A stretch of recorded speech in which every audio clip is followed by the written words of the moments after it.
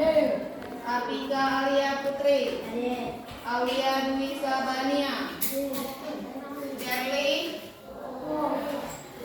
Idi Rahman. Ada yang namanya yaitu memahami dan menciptakan cerita fantasi.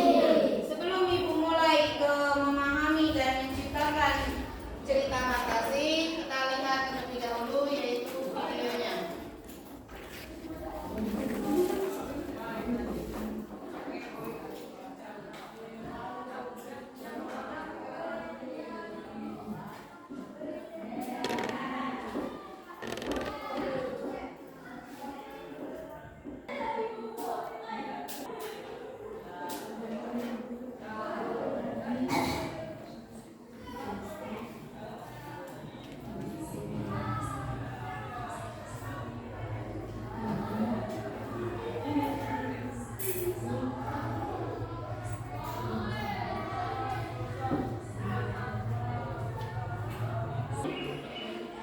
Nataga memberi tugas kepada seluruh panglima dan pasukannya di titik-titik yang sudah ditentukan.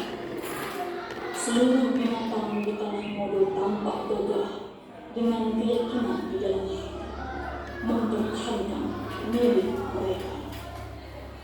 Di seluruh binatang, mereka akan berjuang hingga titik darah penghabisan untuk membela tanah air tercinta. Saat yang tiba, mulai terlihat bayangan serigala-serigala yang hendak keluar dari rumah. Jumlah pasukan cukup banyak. Nataga dan seluruh panglima memberi isyarat untuk tidak panik. Pasukan siluman serigala mulai menginjak pulau tanah Modo. Susul menyusul bagai air. Tubuh mereka sarung-sarung dengan sorot mata tajam. Raut wajah mereka penuh dengan amarah murka yang kesembunyian, disertai lelungan panjang saling bersampai dari ujung. Mereka tidak menyadari bahaya yang sudah menghapus. Semua binatang tetap tenang, menunggu aba-aba dan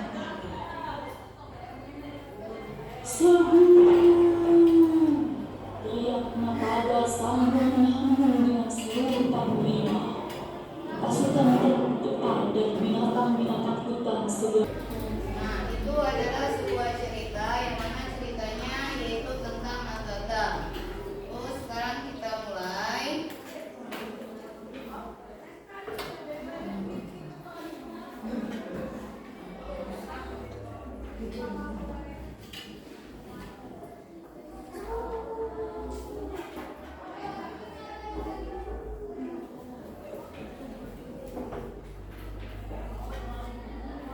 Sebelum kita mulai, yang pertama yaitu ada tentang mengidentifikasi unsur cerita fantasi. Di situ ada pengertian cerita fantasi dan jenis-jenis cerita fantasi.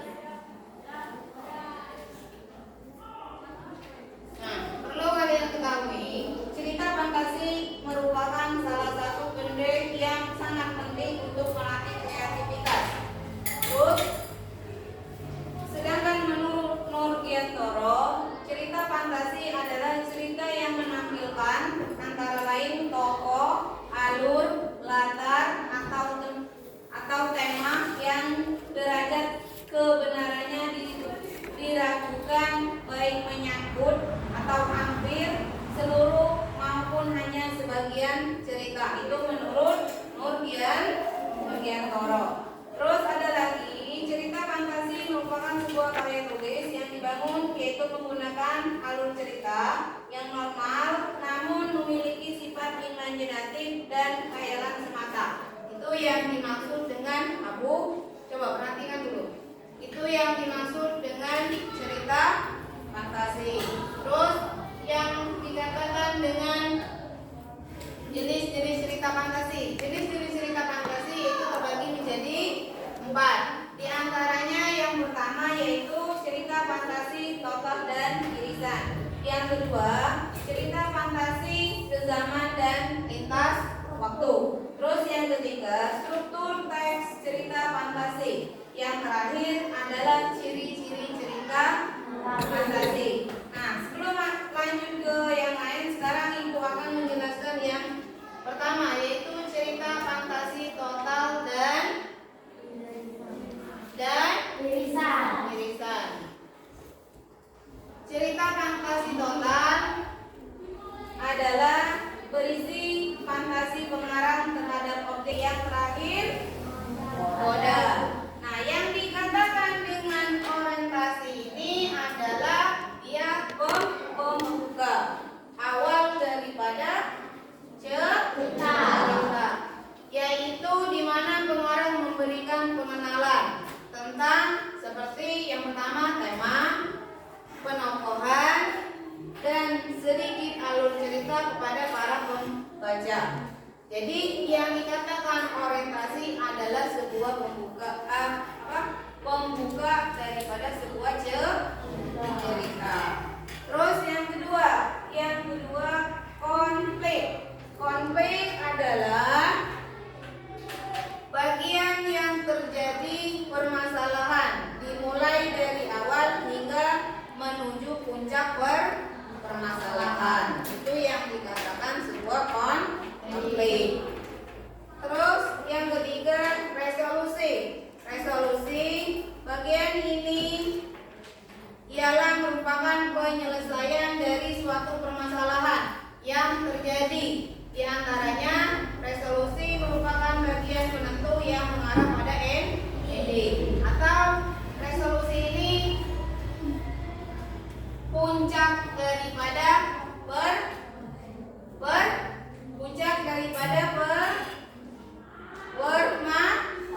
permasalahan. Yang terakhir koda atau penutup. Bagian ini merupakan penutup daripada cerita. Nah, dari yang Ibu jelaskan, ada yang ingin ditanyakan sebelum Ibu lanjut?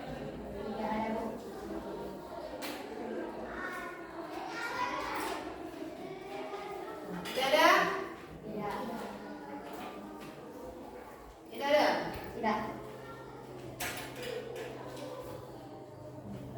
Nah, yang selanjutnya yaitu ciri-ciri cerita fantasi.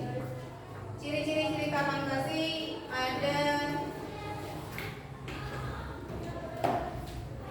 beberapa macam. Di antaranya yang pertama yaitu ada keajaiban, kemisteriusan, dan keanehan. 2. Ide cerita. 3. Menggunakan berbagai latar atau yang dikatakan dengan lintas waktu dan lintas ruang dan waktu. Terus selanjutnya tokoh unik atau menyampaikan kesaktian. Terus bersifat fiksi dan bahasa. Itu yang dimaksud dengan ciri-ciri cerita fantasi.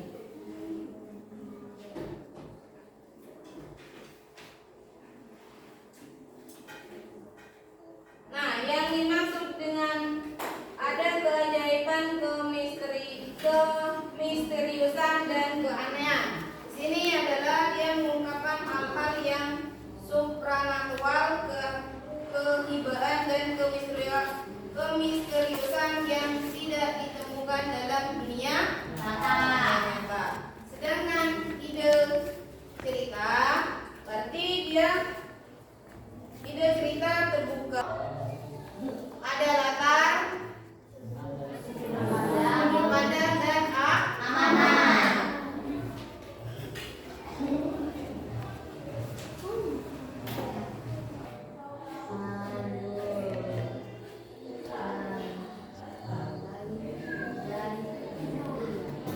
Ada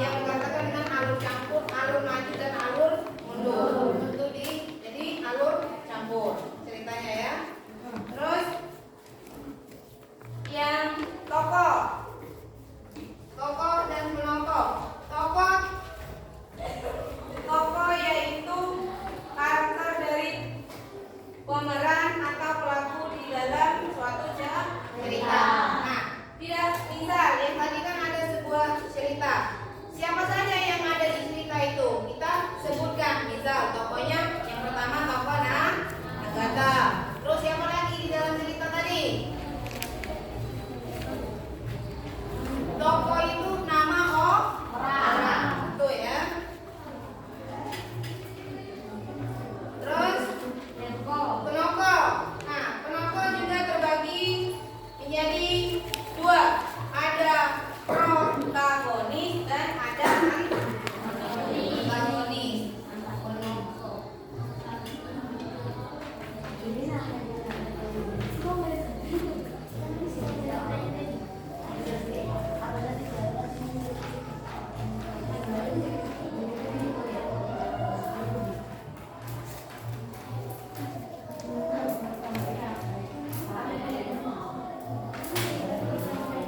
Ada yang tahu tokoh protagonis itu tokoh apa? Tokoh pemeran? Pemeran? Protagonis adalah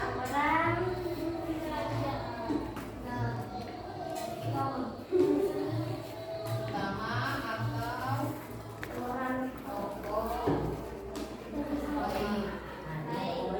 Kalau protagonis tokoh orang jahat. Nah, jadi tokoh terbagi menjadi dua, antaranya protagonis dan antagonis. Terus latar. Latar adalah di situ disebutkan tempat, waktu, yang suasana yang menjadi latar belakang dalam sebuah cerita.